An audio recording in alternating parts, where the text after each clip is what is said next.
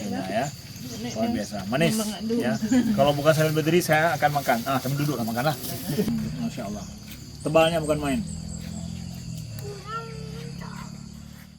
Syederalun Dai Internasional asal Kabupaten Pidi, Dr. Tengku Haji Amri Fatmi Anzis LCMA, bersama rekan lainnya usai rangkaian safari subuh di Masjid Agung Al-Falah Kota Sigli Pidi, langsung bergegas ke pusat destinasi agrowisata perbukitan Kebun Rambutan Gampong Tuhalala, Kecamatan Mila, pada Minggu 29 Desember 2024.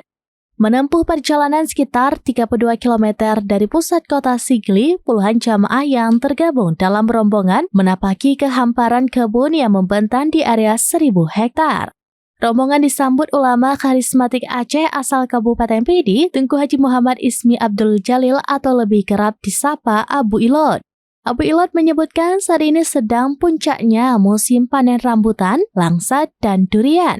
Lokasi pedalaman Kecamatan Mila ini telah lama menjadi incaran wisatawan lokal dan luar kabupaten, terutama bagi penikmat yang ingin memanjakan lidahnya secara langsung untuk merasakan buah segar langsung dari kebunnya.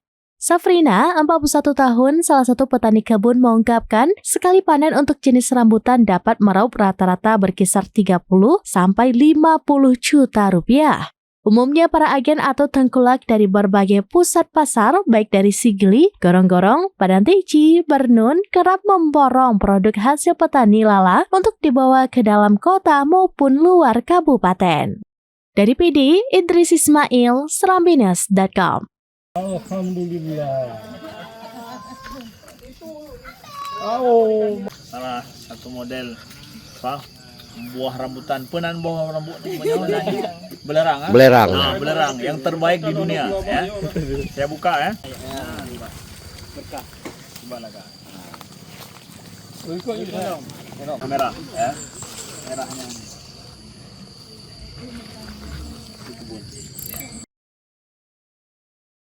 Download Tribun X sekarang, menghadirkan lokal menjadi Indonesia.